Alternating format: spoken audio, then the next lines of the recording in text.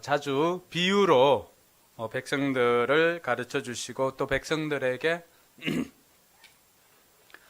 이 비유를 통해서 그들이 쉽게 알아들을 수 있도록 가르쳐 주셨습니다. 그래서 예수님의 가르침 중에는 3분의 1 정도가 비유로 되어 있습니다. 여러분, 비유는 언제 사용합니까? 비유는 보면은 어떤 잘 아는 것을 가지고 잘 모르는 것을 이해시키거나 설명을 할 때 이 잘 아는 것을 가지고 설명을 하면은 그 사람들이 그것에 그런 면이 있지라고 하면서 모르는 것에 대해서 이해를 가질 수가 있습니다. 오늘 우리가 읽었던 말씀 중에도 마찬가지입니다. 오늘 주님께서는 우리가 잘 알고 있는 천국 또 하늘나라, 하나님 나라 동일한 이야기입니다. 이 하늘나라에 대해서 설명을 할 때 백성들에게 이 하늘나라를 설명하고 싶은데 이 백성들이 모르는 것으로 설명을 하지 않고 백성들이 잘 알고 있는 일상의 것들을 가지고 설명했다라고 하는 사실입니다. 그래서 이 마태복음 13장은 예수님께서 하늘나라를 가르쳐 주는 데 있어서 비유로 가득 차 있다라고 하는 것을 알 수가 있습니다. 주님께서 이 비유를 통해서 가르쳐 주고자 한 것은 그동안 하늘나라에 대해서 이들이 생각하고 있는 그 하늘나라, 거기에 대한 오해나 이런 것들이 많이 있기 때문에 예수님께서는 어떻게 하면은 이 백성들에게 하늘나라를 좀 잘 가르쳐 줄 수 있을까라고 고민을 하였던 것 같습니다. 그래서 예수님께서는 이 하늘나라에 대해서 어떤 철학적이거나 또 논리적인 비유나 이런 것을 가지고 가르치신 것이 아니라 일상에 있는 것들을 가지고 하늘나라를 가르쳤다는 것입니다.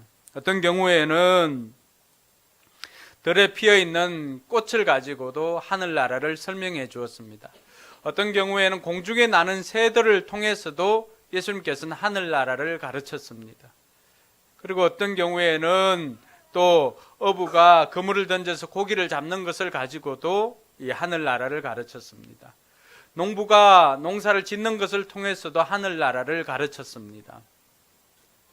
그러니까 그러한 우리 주변에 있는 다양한 것들을 통하여서 예수님께서는 제자들과 또 백성들에게 하늘나라에 대해서 좀 더 잘 가르쳐주고 좀 더 이해하도록 가르쳐주고자 했던 것이 예수님께서 비유를 통하여서 가르쳐주고자 하는 그 마음도 있었던 것입니다.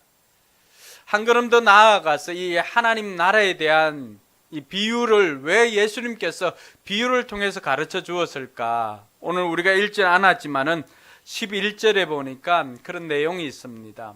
같이 한번 읽겠습니다. 예수께서 그들에게 대답하셨다. 너희에게는 하늘나라의 비밀을 아는 것을 허락해 주셨지만 다른 사람들에게는 그렇게 해주지 않으셨다. 비유를 가지고 설명한 것에는 한 이중적인 의미가 있습니다. 왜냐하면은 제자들에게는 이 비유를 통해서 비밀을 통해서 주님께서는 드러내기 위함으로 가르쳐 주었다면은 다른 사람들에게는 제자가 아닌 이들에게는 이 비밀을 감추기 위해서 비유를 사용했다라고 하는 것을 알 수가 있습니다. 예수님께서 하늘나라에 대해서 가르쳐 주어도 그 당시 사람들이 그것을 듣고 깨닫는 사람들이 있는가 하면은 예수님을 핍박하고 또 예수님께서 가르쳐 주었던 이 하늘나라에 대해서 박해를 했던 사람들은 오히려 그것을 통하여서 이 사람들이 뭘 하는지를 제대로 잘 알 수 없도록 만드는 그런 이중적인 목적도 있었다는 것을 알 수가 있습니다. 오늘 저와 여러분들이 그러면 우리는 이 비유를 어떻게 들어야 할까라고 했을 때 저와 여러분들은 예수님께서 제자들에게 가르쳐 주신 것처럼 이 비밀을 알고 어떻게 살아야 할 것인가에 대해서 알기 위해서 우리는 이 비유를 들을 필요가 있다라고 하는 사실입니다. 예수님께서 오늘 말씀해 보면 마태복음 13장에는 이 하늘나라, 천국 여러 가지 것들로 비유를 합니다. 어떤 것에는 겨자씨를 가지고 비유를 합니다. 겨자씨는 아주 작은 씨지만은 그것이 자라게 되면은 큰 나무로 바뀌게 됩니다. 그러한 것들을 통해서 이 하늘나라가, 하나님 나라가 확장되고 성장되는 것을 이야기하기도 했습니다. 또 어떤 경우에는 가루 서말 속에 넣어둔 누룩에 비유하기도 했습니다. 그것은 누룩은 생명이 있기 때문에 작지만은 그것이 들어가면은 그곳에 있는 모든 것들을 다 변화시키는 능력이 있음을 가르쳐주기 위해서 누룩에다 비유하기도 하였습니다. 근데 오늘 보면은 예수님께서는 이 세 가지 비유를 통해서 우리가 하늘나라에 대해서 이 비유를 통해서 뭘 배워야 할지를 가르쳐 주고 있는지 우리가 함께 살펴보았으면 좋겠습니다. 먼저 보화 비유와 진주 비유입니다. 이것은 공통적인 것도 있고 차이점인 것도 있습니다. 공통적으로 우리가 이 보화 비유와 진주 비유를 통해서 알 수 있는 것은 그것의 절대적인 가치가 있다라고 하는 것입니다. 오늘 44절에 보니까 예수님께서 하늘나라를 제자들에게 설명해 줄 때 하늘나라는 밭에 숨겨놓은 보물과 같다라고 그렇게 이야기를 합니다. 근데 보물은 뭐 어디에 있으나 소중할 수밖에 없지요. 근데 어느 정도 이것이 가치가 있는가라고 했을 때 이 사람이 보물을 발견하고는 자기 집에 가서 자기가 가지고 있는 모든 것들을 다 팔아서 와서 이 보물이 있는 밭을 살 정도로 이 보물이 가치가 있었다라고 하는 것을 우리에게 가르쳐 주고 있습니다. 한 걸음 더 나아가서 45절에 보니까 하늘나라를 비유할 때 좋은 진주를 구하는 상인과 같다라고 했습니다.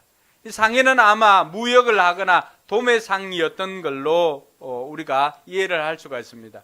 46절에 보니까 이 사람이 돌아다니다가 정말로 값진 진주 하나를 발견하게 되었습니다. 그 값진 진주를 발견하고 이 사람이 어떻게 했냐 그러면은 쫓아가서 자기 집에 가서 자기가 있는 것을 다 팔아가지고 그것을 돈으로 만들어 가서 와서 이 값진 진주를 사가지고 갔다라고 하는 것입니다.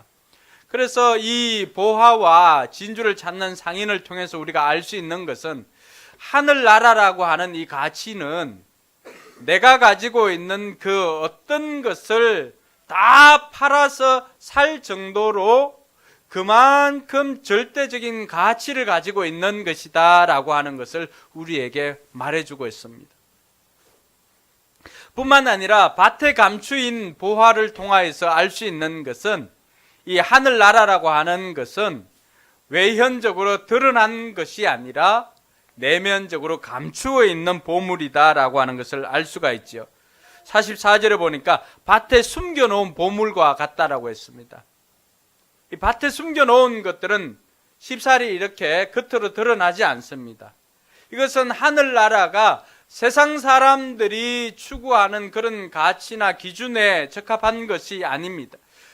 세상 사람들이 추구하는 것처럼 외형적인 드러난 크고 화려한 이런 것이 아니라 오히려 하늘나라는 내면적인 가치가 더 많이 포함되어져 있다는 것을 가르쳐 주고 있습니다. 이건 뭘 보면 알 수가 있을까요?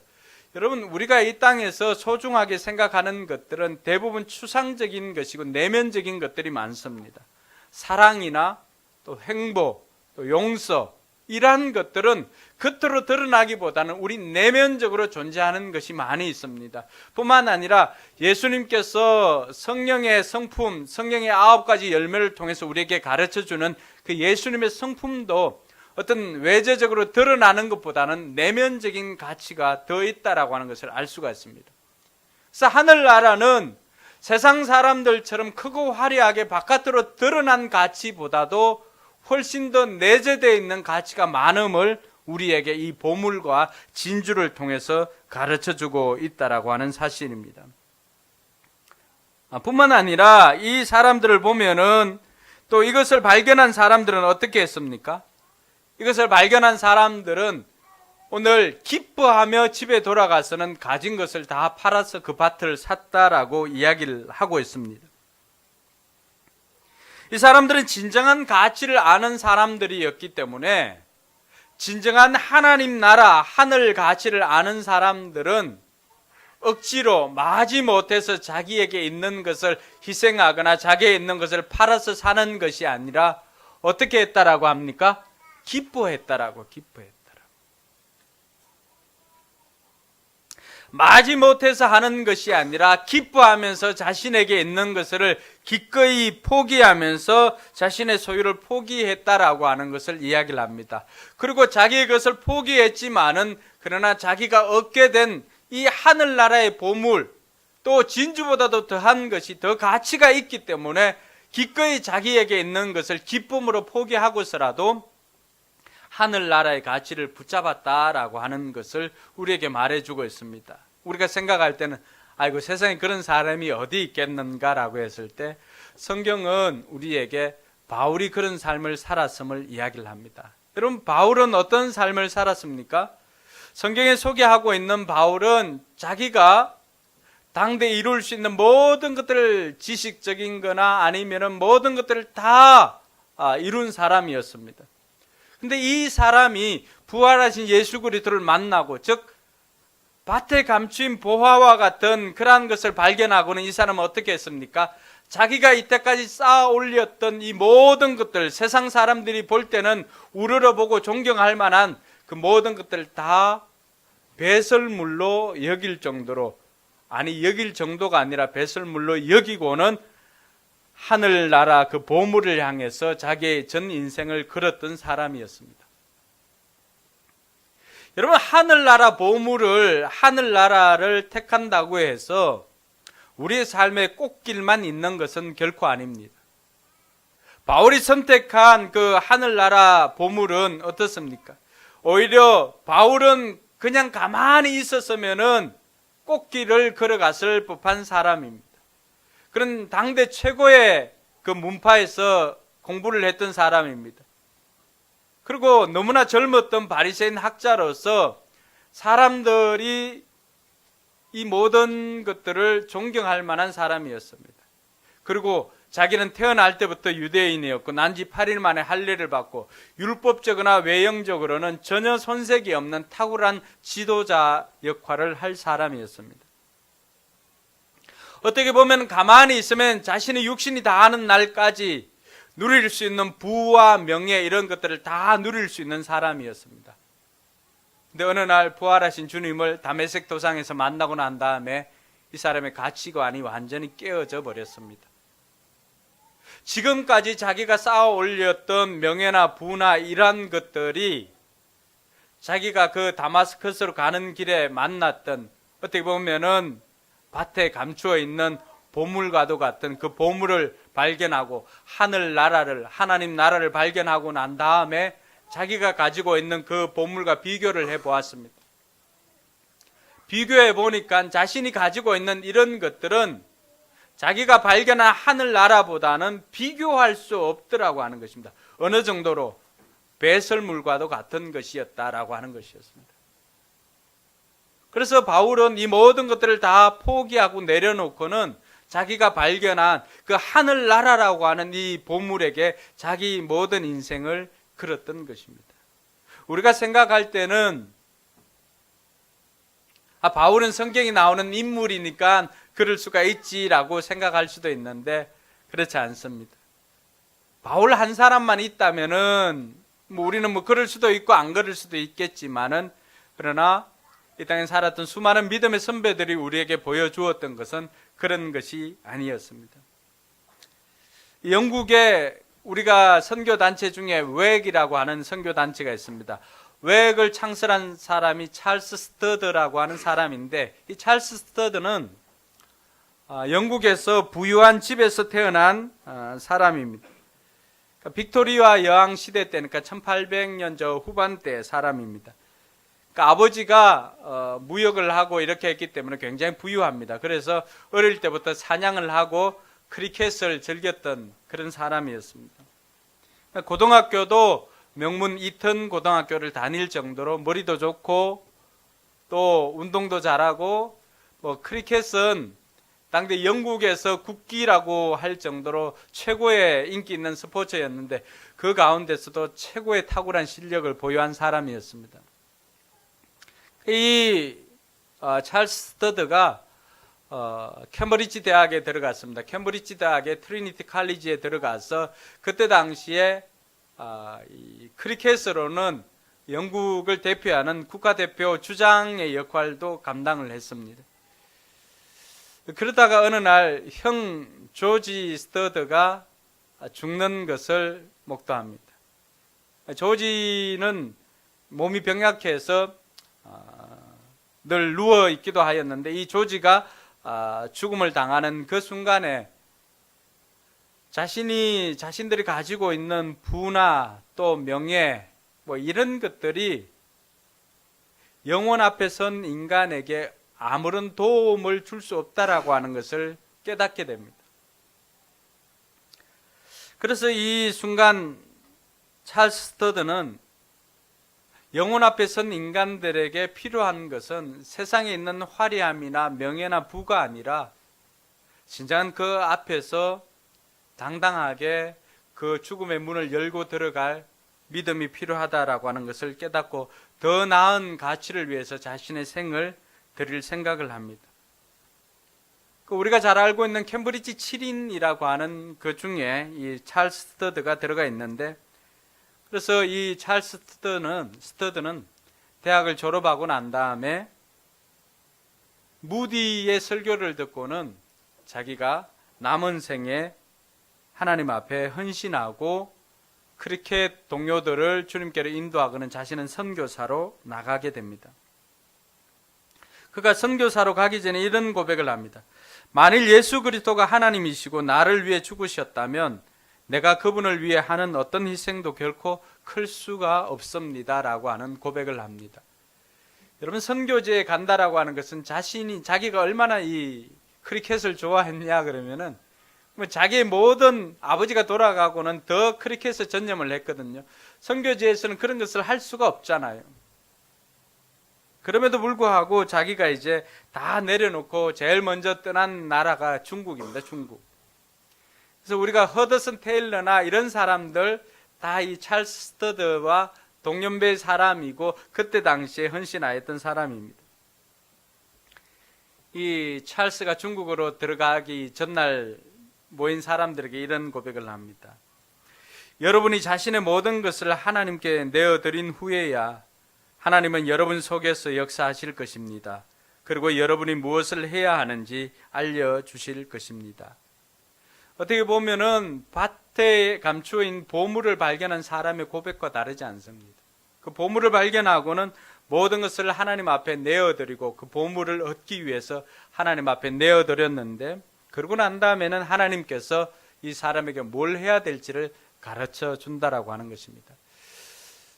실제로 이 찰스 스터드는 아버지로부터 굉장히 유산을 받지만은, 그렇지만 그 유산을 자기는 자기 자신을 위해서 사용하지 않고 자기 자신은 그 돈으로 선교를 하는 것이 아니라 늘 그 페이스 미션이라고 늘 믿음으로 이렇게 선교를 하였습니다.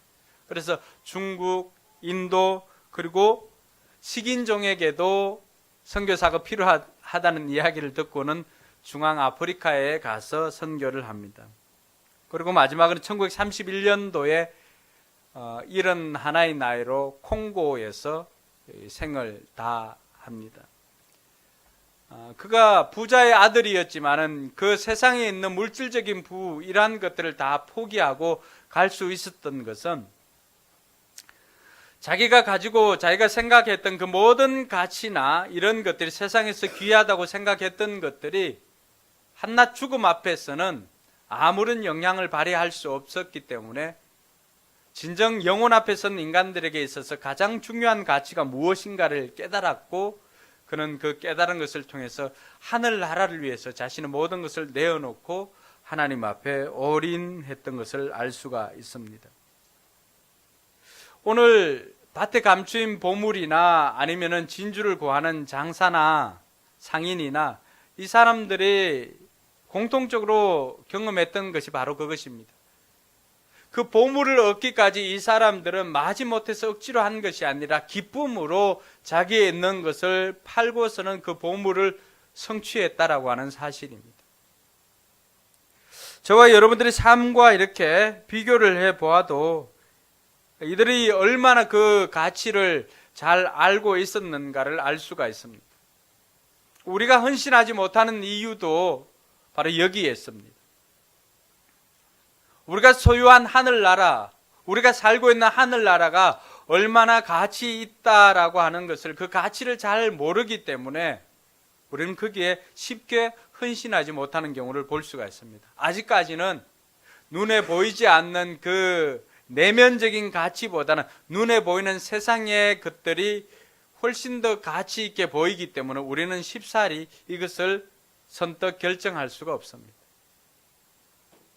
주님께서 오늘 우리에게 이 보화와 진주를 구하는 상인을 통해서 우리에게 가르쳐 주고자 하는 것은 우리가 마지못해서 억지로 하는 것이 아니라 기쁨으로 그 일들을 감당하고 기쁨으로 하고자 할 때 그것이 결코 손해가 아니라고 하는 것을 이들을 통해서 보여주고 있는 것입니다. 그리고 한 걸음 더 나아가서 그물 비유를 통해서 우리에게 들려주는 메시지가 있습니다.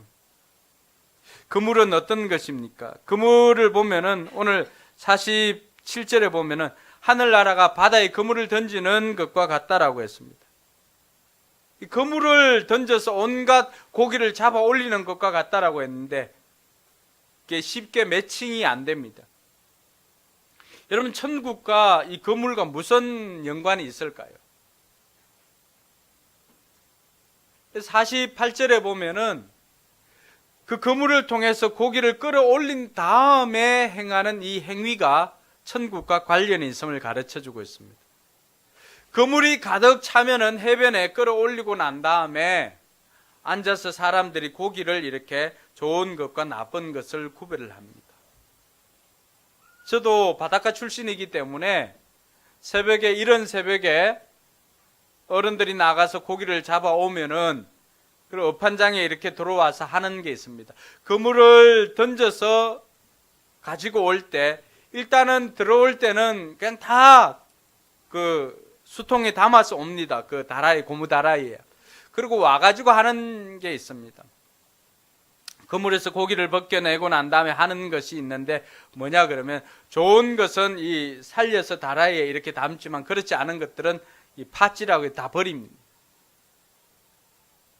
좋은 것은 그릇에 담고 나쁜 것들은 내어 버리는데 이것이 언제 그물이 가득 차서 해변에 끌어 올렸을 때 이런 일들이 일어납니다.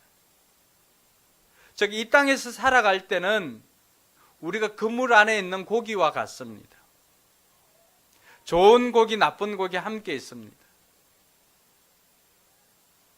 43절, 42절, 41절에 보면 알곡과 가라지가 함께 있습니다. 그러나 때가 되어서 곡식을 거두게 될 때 49절에 보니까 때가 되면은 세상 끝날에는 어떻게 됩니까? 그 이전에는 함께 공동체 안에 살았지만은 세상 끝날에는 분리됨을 우리에게 이야기합니다. 천사들이 와서 의인과 악인 사이를 가려낼 것이다 이야기를 합니다. 우리가 교회 안에 있다고 해서 나는 좋은 고기야, 나는 알곡이야 라고 생각할 수 없는 부분이 여기에 있습니다. 교회 안에 있다고 해서 이 땅에 있는 동안에는 잘 모릅니다. 주님께서 알곡과 가라지 비유를 통해서 우리에게 들려주는 것도 그것입니다. 농부가 가라지 뽑을까요? 하니까 어떻게 이야기합니까? 아내야, 그렇게 뽑다가 가라지인 줄 알고 뽑았는데 알곡일 수도 있어 라고 이야기를 합니다. 여러분, 자랄 때는 잘 모릅니다. 피와 나락이 이렇게 같이 이렇게 자라면 자랄 때는 잘 모릅니다. 근데 나중에 수확할 때가 되면 어떻습니까? 나락보다도 어떤 경우는 피가 이렇게 한 뼘 정도 더 올라오는 경우도 볼 수가 있습니다. 보리밭에 깐부기 아시죠? 뜯어가지고 애들 등에 이렇게 때리면 검게 묻는 거. 그것도 자랄 때는 이 보리와 잘 구별이 안 됩니다. 근데 나중에 보면은 색깔이 변하지요. 그래서 구분을 합니다. 우리가 천국에 들어가기 전에 이 땅에 살 때는 내가 알곡인지 가라지인지 구분 못할 때가 있습니다. 물론 자기는 아는 경우도 있어요. 내가 이렇게 살아서 구원받을 수 있겠는가? 물론 이렇게 살아서는 구원받지를 못합니다. 왜냐하면 구원 근거가 내게 있는 것이 아니기 때문에 그렇습니다. 우리를 구원해 주시는 것은 전적인 하나님의 은혜입니다. 그러나 내가 알곡인가 가라진가라고 했을 때 우리가 물어야 되는 것은, 나는 그러면 구원받은 백성으로서 하나님의 뜻대로 살았는가를 물어봐야 합니다. 하나님의 뜻대로 살지 못했다면은 비가 오거나 바람이 불거나 할 때 우리는 모래 위에 지은 집처럼 다 무너지게 될 겁니다. 우리의 신앙이 그런 바람이나 비가 한번 쓸고 가면은 우리의 신앙이 견디질 못합니다. 왜냐하면 하나님 뜻으로 지어진 것이 아니라 그냥 내 뜻대로 살고 내가 하고 싶은 대로 내 욕망을 위해서 신앙생활도 또 하나님을 택한 것도 내가 택한 것도 아니지만 내 쾌락과 내 입신 양명을 위해서 택한 가능성이 너무나 많기 때문에 그렇습니다. 근데 주님께서 우리에게 말씀해 주시는 것은 이 그물 비유를 통해 가지고 세상 끝날에는 이 의인과 악인을 구분한다는 것을 우리에게 들려주고 있다라고 하는 것입니다. 그래서 50절에 보니까 이 구분한 것을 가지고 악인들은 어떻게 합니까? 불아궁이에 쳐 넣을 것이다 이야기를 합니다. 이 불아궁이는 우리가 다 알고 있습니다.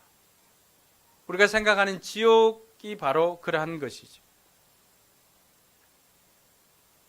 그럴 때까지는 세상 끝날에는 구분되어지지만 분리가 되어지지만 마태복음 25장에는 양과 염소로 분리한다고 했습니다. 그래서 이 땅에 살아있는 동안에는 같이 있습니다. 그럼 같이 있다고 해서 안심하거나 장담할 수가 없습니다. 왜 제가 우리 성도들에게 신앙 훈련을 하고 삶 공부를 하고 때로는 잔소리를 하기도 하고 이 이야기를 합니까? 이 그물 비유 때문에 그렇습니다. 그물 안에 있다고 해서 안심할 수는 없더라라고 하는 것입니다. 그물 안에 있어도 내가 하나님 뜻대로 살지 못하면 끝날에는 좋은 그릇에 담기는 것이 아니라 우리는 불아궁이에 던져질 그런 가라지 같은 인생일 수도 있기 때문에 그렇습니다. 근데 이 말씀을 지금 이 시간에 들을 수 있다라고 하는 것은 이것이 우리에게는 복음입니다. 왜 그렇습니까? 지금이라도 하나님께서 들을 수 있게 한 것은 우리에게 기회를 주셨다라고 하는 사실입니다. 지금까지 내가 아버지의 뜻을 무시하고 내 마음대로 살았다면은 마치 집 나간 둘째 아들처럼 그렇게 살았다고 한다면은 이제는 이 이야기를 듣고 내가 교회 안에 있는 것으로 만족하는 인생이 아니라 하나님 뜻대로 사는 인생, 즉 알곡으로 좋은 물고기와 같은 삶을 통해서 마지막 날에 아버지와 함께 그 기쁨의 자리에 앉게 될 것을 기대하면서 살아갈 수 있기 때문입니다. 43절에 보면 이렇게 되어 있습니다. 그때의 의인들은 그들의 아버지의 나라에서 해와 같이 빛날 것이다. 귀 있는 사람은 들으라. 우리가 꿈꾸는 것은 그 마지막 날에 아버지와 함께 아버지 나라에서 하늘나라 아닙니까? 해와 같이 빛날 것을 기대하면서 이제부터는 내 뜻이 아니라 아버지의 뜻대로 살도록 우리가 노력을 해야 합니다. 오늘 밭에 있는 보물을 발견하고 또 진주를 발견하고 또 그물을 가지고 물고기를 잡은 이들의 공통점이 뭡니까? 자기 삶의 현장에서 일을 하는 사람이었습니다. 다른 데서 보물을 찾는 것 아닙니다. 여러분, 삶의 현장에서 보물을 찾습니다. 밭에서 일하는 사람이 그 밭에서 보물을 찾게 되는 것이고, 좋은 진주를 구하는 사람은 그렇게 찾아다니다가 좋은 것을 찾게 되는 것입니다. 어느 날 그냥 툭 떨어지는 것 아닙니다. 그러면 우리가 이 하늘나라의 비유, 그물, 진주를 찾는 상인, 그리고 또 밭에 감추인 보화, 이 비유를 통해서 우리는 어떻게 살아야 할 것인가에 대한 질문을 해야 되고 답을 찾아야 합니다. 그 첫 번째는 우리가 이 하늘나라에 대한 개념을 바꾸어야 합니다. 대부분의 사람들은 하늘나라를 죽어서 가는 천국의 개념으로, 천당의 개념으로 생각하는 경우가 많습니다. 여러분, 죽어서만 간다고 한다면 우리가 이 땅에서 사는 이 하루하루 최선을 다하면서 살아가고 있는 것이 어떤 의미가 있을까요? 우리는 죽어서 가는 것이 아니라 천국이라고 하는 것은 현재 누리는 삶인 것을 오늘 예수님께서는 우리에게 계속해서 가르쳐 주고 있습니다. 그러면서 매일매일 주어진 그 날에 밭에서 최선을 다하면은 거기에서 보물을 찾게 되고 또 좋은 진주를 찾아다니면서 다니다가 보니까 거기에서 좋은 진주를 찾게 되는 것입니다. 그래서 하늘나라는 죽어서 가는 것이 아니라 지금 내가 누려야 할 것임을 이야기를 합니다. 여러분, 죽어서만 가는 장소의 개념이라고 한다면 지금 내가 누리지 못한다면 한번 생각해 보세요. 여러분들 중에 예배가 진짜 힘든 사람이 있죠. 지금 누리지 못하는데 근데 천국 가면 어떻게 됩니까? 천국 가면은 찬양하고 예배가 늘 있어요. 그럼 그 사람에게는 그곳이 천국일까요? 지옥일까요? 그럼 그 사람 어디로 보내야 돼요? 지금 내가 이 자리에서 현재적인 상황에서 천국을 하나님과의 관계적인 개념이나 이것을 누리지 못한다면, 현재적인 상황에서 누리지 못한다면 죽어서만 가는 그곳이라고 하면 우리가 가서는 굉장히 어색할 겁니다. 그래서 지금부터라도 찬양을 많이 해보시기 바랍니다. 왜냐하면은 천국에 가면은 늘 찬양이 있거든요. 하나님과 친하게 지내야 됩니다. 아니면은 친하지 못한 사람과 장인어른하고 사위하고 이렇게 둘이 앉아 있으면 얼마나 어색합니까? 좀 평소에 살갑게 이렇게 대하면은 그 관계가 더 친밀한 관계가 돼서 뭐라도 이야기하고 이렇게 할 수가 있는데, 그렇지 않으면은 천국에 가서는 하나님과 둘이 있는 데는 멀뚱멀뚱하게 이렇게 하면 얼마나 어색하겠습니까? 그래서 천국은, 하늘나라는 죽어서만 가는 장소의 개념이 아니라 그것을 훨씬 뛰어넘는 관계의 개념이다라고 하는 것을 우리가 기억해야 합니다. 둘째는 하늘나라는 부정적인 포기가 아니라 기쁨으로 성취하는 곳임을 알아야 합니다. 이들의 모습을 보면은 그냥 마지못해서 억지로 누가 시켜서 하는 게 아닙니다. 44절에 있는 이 사람은 밭을 팔기 위해서, 밭을 사기 위해서, 보물이 있는 그 밭을 사기 위해서 이 사람은 억지로 시켜서 그냥 투덜투덜거리면서 집에 가서 또 팔아야 되나 이렇게 하지 않았다는 거예요. 기쁨이에요, 기쁨. 여러분, 이 기쁨 누리고 있습니까? 그 가치가 얼마나 좋은 것인가를 아니까 이 사람은 자기에 있는 것을 다 팔아서라도 기쁨을 누리고자 합니다. 그렇지 않으면 우리는 늘 일어나기 싫은데 엄마가 깨워서 일어나는 그런 모습으로 달려가고 있는 모습이 아니잖아요.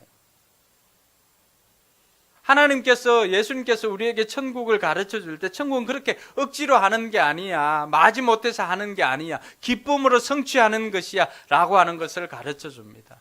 그러면 아이들이 소풍을 갈 때나 이럴 때는 어떻습니까? 운동회를 가거나 소풍을 갈 때 일찍 자라고 하면은 또 일찍 잠자리에 듭니다. 근데 실컷 잤는 것 같은데 깨어보면 15분 잤어요. 그래도 충분히 잔 것 같죠. 그러면서도 들떠 있습니다. 왜 그렇습니까? 기쁘니까. 정규현 수련회 때 재영이하고 윤우가 자고 같이 잤잖아요. 늦은 시간까지 놀다가 우리가 잤는데도 어른들은 어떻습니까? 아침에 좀 더 자고 싶고 공휴일 같으면 좀 더 자고 싶은데 아이들은 어떻게 합니까? 꼭 쉬는 날이나 공휴일이나 이런 데 되면 더 빨리 일어나죠. 윤우, 재영이 보니까 꼭두 새벽에 일어나서 둘이 그 방에서 놀고 있습니다. 누가 일찍 일어나라고 깨웠을까요? 그렇지 않습니다. 왜냐하면은 그렇게 노는 것이 좋기 때문에, 기쁘기 때문에 자발적으로 그렇게 한 거예요. 여러분, 하늘나라가 그렇습니다. 하늘나라는 뭐 억지로 시켜서 이렇게 헌신하고 그게 아니에요. 주님께서 우리에게 가르쳐 주고 싶은 것은 억지로 하는 것이 아니라 기쁨으로 자발적으로 이 일들을 다 했다라고 하는 것입니다. 비록 그 안에는 고난이 있고 고통이 있고 육체적인 어려움도 있지만은 그러나 기쁨으로 감당할 수 있었던 것은 그 가치가 너무나 크기 때문에 그렇습니다. 할렐루야. 바울이 비록 고난을 당하고 어려움을 겪고 때로는 두드려 맞기도 하고 했지만은 그러나 그는 웃으면서 그 길을 갔다고 생각합니다. 우리가 하는 일이, 이 교회를 세우고 영혼 구원하여 제자 만드는 이 일이 세상 사람들이 볼 때는 미친 짓이라고 할 수도 있겠죠. 더 좋은 직장을 가질 수가 있고 더 많은 돈을 벌 수가 있고 더 많은 것들을 누릴 수가 있음에도 불구하고 포기하고 가게 되는 이유는 뭘까요? 이 하늘나라가 한 명의 생명이라도 더 구하는 것이 세상에서 연락을 누리는 것보다도 더 귀한 가치가 있기 때문에 기꺼이 자발적으로 기쁨으로 선택한 길입니다.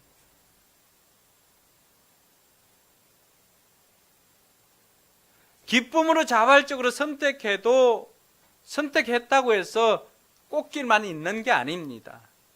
그 어려운 가운데서도 한 명의 생명이 들어올 때 기쁨이 더욱더 넘쳐나는 것입니다. 이것은 누려본 사람만이 알 수 있는 것이죠. 바울도, 찰스 스터드도, 그리고 지금 이 순간 저 자신도 누리고 있는 것이 바로 이 기쁨입니다. 여러분들은 어떠세요?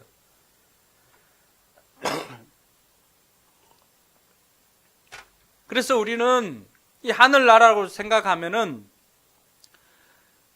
제 친구들 중에도 그런 친구들이 있어요. 교회 나오라고 하거나 아니면 예수 믿으라고 하면은 마치 돈을 갖다 바쳐야 되는 것으로 생각하는 경우가 있습니다. 그 친구들에게 전도하면은 제일 먼저 하는 이야기가, 야, 교회 가면 돈 내야 된다 그러던데요. 여러분 중에는 그런 사람 없습니까? 여러분, 우리가 돈을 내고 헌금을 하는 게 그냥 우리가 포기하고 누가 시켜서 마지 못해서 그냥 이건 내주고 말지 이렇게 해서 냅니까? 그럼 그게 무슨 가치가 있을까요? 주님께서 오늘 우리에게 천국의 비유를, 하늘나라를 가르쳐 주면서 하는 것은 우리가 드리지만, 우리의 것을 포기하지만, 그러나 우리가 얻게 되는 것에 비하면 이것은 아무것도 아닌 것을 우리에게 이야기를 합니다. 우리가 내 것을 포기하고 하늘나라의 것을 얻게 되면은 그것이 더 귀한 가치가 있음을 우리에게 이야기를 해주고 있고, 그것을 위해서 나가는 길이 결코 손해가 아니다라고 하는 것을 이야기를 해줍니다. 부정적인 포기가 아니라 기쁨으로 성취하는 것이 하늘나라다라고 하는 것을 이야기를 합니다. 그래서 여러분, 11조나 이런 것들도 마지못해 드리거나 이렇게 하지 마십시오. 하나님 그렇게 없어서 우리에게 그걸 쥐어짜는 그런 분이 아닙니다. 정말로 나를 구원해 주시고 나를 살려주시고 내가 하늘나라를 위해서 더 귀한 가치가 있음을 깨닫고 우리가 기쁨으로 11조를 드리든지 헌금을 하든지 주의를 지키든지 기쁨으로 이 모든 것들을 감당하게 되기를 주님의 이름으로 축원합니다. 이것이 하늘나라의 가치를 아는 귀 있는 자가 들을 수 있는 메시지임을 기억하기를 바랍니다. 셋째는, 하늘나라는 현재를 통해서 미래를 삽니다. 이미 우리에게 임하여졌지만은 그러나 아직 완성은 되지 않았기 때문에 우리는 그 이미와 아직 사이에 있습니다. 어떻게 보면 그물 안에 들어와 있기는 하지만은 그러나 아직 이 그물이 다 차지가 않았기 때문에 부둣가에는 다 도착하지는 못했습니다. 부둣가에 도착하는 순간 우리는 구별되어질 것입니다. 분리가 되어질 것입니다. 그러나 아직 그 안에 있다라고 하는 것은 현재적인 상황에서 천국을 누리라고 이야기를 합니다. 그리고 한 걸음 더 나아가서는 끝날에 누릴 영광을 위해서 지금은 인내가 필요하다라고 하는 것을 말해주고 있습니다. 43절에 아까 읽어주었던 것처럼 그때 의인들은 그들의 아버지의 나라에서 해와 같이 빛날 것이다. 귀 있는 사람은 들으라. 이것이 주님께서 우리에게 하늘나라에 대해서 가르쳐주고 싶은 메시지이기도 합니다. 그때까지는 고난이 있더라도, 그때까지는 악인들과 함께 있을지라도 그때까지는 좀 인내하면서 견뎌라라고 하는 것이 주님께서 비유를 통해서 들려주는 메시지입니다. 그때가 되면 어떻게 되나요? 그날이 오면은 우리는 아버지의 나라에서, 즉 하늘나라에서 해와 같이 빛나게 될 것임을 이야기를 합니다. 그 영광의 면류관을 얻기 위해서는 우리는 이 고난의 십자가를 칠 수밖에 없는 것입니다. 영광의 면류관을 우리가 얻기 위해서는 우리에게 고난은 불가피한 것입니다. 여러분, 군인들이 제대할 때까지는 어떻습니까? 제대 전역정을 받거나 아니면 전역하는 그날을 우리가 될 때까지는 그 기간에는 수많은 고난이나 훈련이나 어려움들이 있습니다. 이 모든 것들은 다 그 면류관을 받는 순간, 전역하는 그 순간에 다 상쇄가 되어질 것입니다. 그러면서 저와 여러분들에게 주님께서는 끝날 누릴 영광을 위해서 지금은 인내하면서 묵묵히 밭에서 일을 하면서 보물을 발견하고 또 진주를 찾아다니면서 그 일들을 감당하라고 우리에게 독려하고 있는 것입니다. 사랑하는 우리 포커스교회 성도 여러분, 우리가 생각하는 것보다 하늘나라는 더 가치가 있는 곳입니다. 더 가치가 있는 것입니다. 지금 당장은 그 하늘나라의 가치에 대해서 다 알지 못한다 할지라도, 그러나 성경에 있는 이 말씀을 믿고 그리고 앞서 살아간 바울이나 찰스 스터드나 이런 사람들을 통하여서 우리가 마지못해 억지로 하는 그런 천국의 삶이 아니라 기쁨으로 그 일들을 감당하는 저와 여러분들 되기를 주님의 이름으로 축원합니다. 기도하겠습니다.